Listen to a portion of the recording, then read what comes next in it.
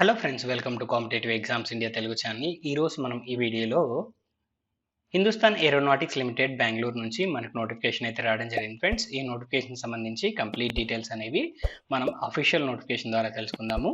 ఈ particular notification ద్వారాగా మనకైతే టెన్యూర్ బేసిస్ పైన మనకి నాన్ ఎగ్జిక్యూటివ్ క్యాడర్కి సంబంధించిన వేకెన్సీస్ అనేవి ఫిలప్ చేస్తూ ఉన్నారు ఫ్రెండ్స్.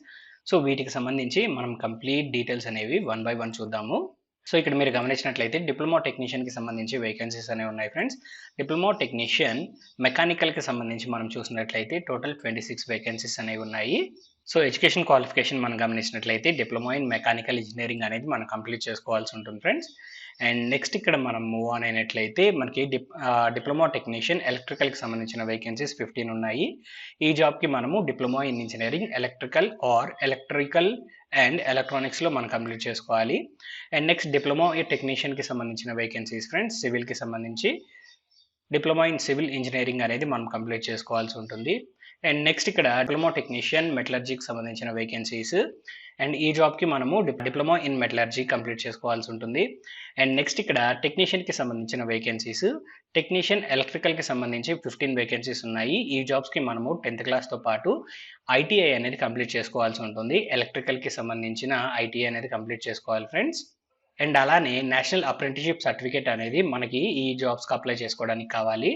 అండ్ నెక్స్ట్ ఇక్కడ మనం మూవ్ ఆన్ అయినట్లయితే టెక్నీషియన్ ఫిట్టర్కి సంబంధించిన వేకెన్సీస్ 101 ఉన్నాయి. ఈ జాబ్స్కి మనము ఐటీఐతో పాటు నేషనల్ అప్రెంటిస్షిప్ సర్టిఫికేట్ అనేది ఉండాలి ఫిట్టర్ ట్రేడ్కి సంబంధించి. అండ్ నెక్స్ట్ ఇక్కడ టెక్నీషియన్ షీట్ మెటల్కి సంబంధించి చూసినట్లయితే ఇక్కడ కూడా ఐటీఐకి సంబంధించి మనము షీట్ మెటల్ ట్రేడ్లో కంప్లీట్ చేసుకోవాలి. అండ్ అలానే అప్రెంటిస్షిప్ అనేది ఈ ట్రేడ్కి సంబంధించి కంప్లీట్ చేసుకున్నట్లయితే ఈ జాబ్స్కి అప్లై చేసుకోవచ్చు. అండ్ నెక్స్ట్ ఇక్కడ టెక్నీషియన్ ఫౌండరీ మ్యాన్కి సంబంధించి మనకి వేకెన్సీస్ ఉన్నాయి ఫ్రెండ్స్. ఇక్కడ కూడా మనకి ఐటీఐ అనేది కంప్లీట్ చేసుకోవాలి ఈ పర్టికులర్ ట్రేడ్కి సంబంధించి. సో ఈ టెక్నీషియన్ జాబ్స్ అన్నిటికీ 10th క్లాస్ విత్ ఐటీఐ అనేది కంప్లీట్ చేసుకోవాలి ఫ్రెండ్స్. అండ్ అలానే అప్రెంటిస్షిప్ కూడా మనం అయితే కంప్లీట్ చేసుకొని ఉండాలి ఆ పర్టికులర్ ట్రేడ్లో. అండ్ నెక్స్ట్ ఇక్కడ టెక్నీషియన్ వెల్డర్కి సంబంధించిన వేకెన్సీస్ ఉన్నాయి. అండ్ అలానే టెక్నీషియన్ మెషినిస్ట్కి సంబంధించిన వేకెన్సీస్ అండ్ అలానే టెక్నీషియన్ ఎలక్ట్రోప్లేటర్కి సంబంధించి కూడా మనకైతే వేకెన్సీస్ ఉన్నాయి ఫ్రెండ్స్.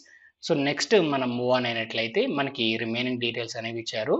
ఈ జాబ్స్కి ఫిజికల్లీ ఛాలెంజ్డ్ క్యాండిడేట్స్ కూడా అప్లై చేసుకోవచ్చు. వారికి సంబంధించిన ఎలిజిబిలిటీ టేబుల్ అనేది ఇక్కడ మనకు ప్రొవైడ్ చేశారు. ఒకసారి ఈ టేబుల్ని స్క్రీన్ షాట్ తీసుకొని మీ ఎలిజిబిలిటీ అనేది ఒకసారి క్రాస్ చెక్ చేసుకోవచ్చు మీలో ఇన్ కేస్ ఎవరైనా ఫిజికల్లీ ఛాలెంజ్డ్ క్యాండిడేట్స్ ఉన్నట్లయితే.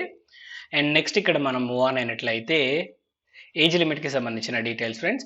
సో ఇక్కడ అప్పర్ ఏజ్ లిమిట్ అనేది 28 ఇయర్స్. ఎస్సీ ఎస్టీ క్యాండిడేట్స్కి 5 years ఏజ్ రిలాక్సేషన్ ఉంది. ఓబీసీ క్యాండిడేట్స్కి 3 years ఏజ్ రిలాక్సేషన్ ఉంది. 31st July 2024ని బేస్ చేసుకొని మనకి ఏజ్ రిలాక్సేషన్ అనేది ఇక్కడ క్యాలిక్యులేట్ చేయడం జరుగుతుంది. ఫిజికల్లీ ఛాలెంజ్డ్ క్యాండిడేట్స్కి జనరల్ అయితే 10 years వరకు age relaxation. SC ST candidates అయినట్లయితే ఇక్కడ 15 years ఏజ్ రిలాక్సేషన్ ఉంది. అండ్ ఓబీసీ క్యాండిడేట్స్కి 13 years age relaxation. And next మనం మూవ్ ఆన్ అయినట్లయితే టెన్యూర్ ఆఫ్ ఎంగేజ్మెంట్కి సంబంధించిన మనకైతే డీటెయిల్స్ ఫ్రెండ్స్. సో ఈ పర్టికులర్ జాబ్ మనకు వచ్చినట్లయితే ఇక్కడ 4 years పాటు మనకైతే ఇక్కడ ఎంగేజ్ చేసుకోవడం జరుగుతుంది.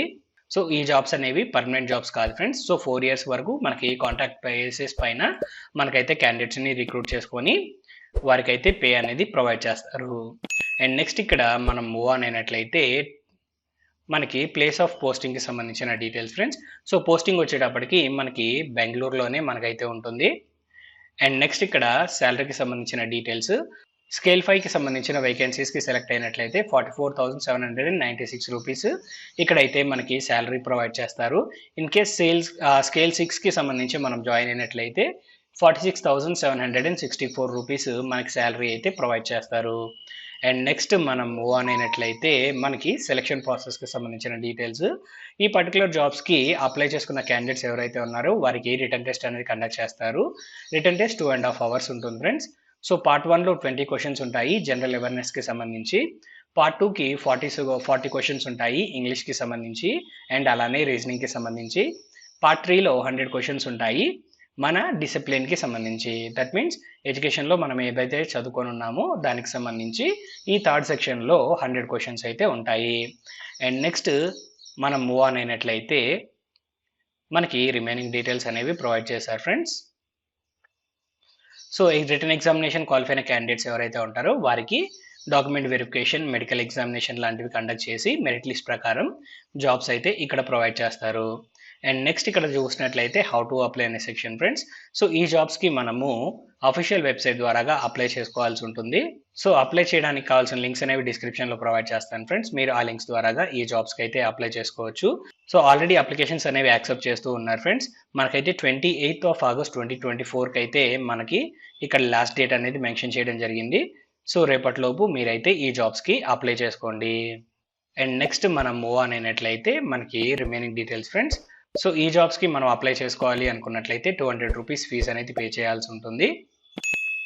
In case SC ST physically challenged candidates అయినట్లయితే ఎలాంటి ఫీజు పే చేయాల్సిన అవసరం లేదు. రిమైనింగ్ క్యాండిడేట్స్ మాత్రమే 200 రూపీస్ ఫీజ్ అనేది పే చేసి అప్లై చేసుకోవాలి. అండ్ నెక్స్ట్ ఇక్కడ మనం చూసినట్లయితే ఈ నోటిఫికేషన్కి ఇండియన్ సిటిజన్స్ ఎవరైనా కానీ అప్లై చేసుకోవచ్చు ఫ్రెండ్స్. దట్ మీన్స్ మీరు ఏపీ నుంచి అయినా తెలంగాణ నుంచి అయినా కానీ ఈ జాబ్స్కి అయితే అప్లై చేసుకోవచ్చు. అండ్ నెక్స్ట్ మనం మూవ్ ఆన్ అయినట్లయితే మనకి end of the notification friends. So ఈ నోటిఫికేషన్ సంబంధించి కంప్లీట్ డీటెయిల్స్ అనేవి మీకు అందాయని ఆశిస్తున్నాను. ఈ వీడియో కనుక మీకు నచ్చినట్లయితే please like, share and subscribe to our channel. Thank you.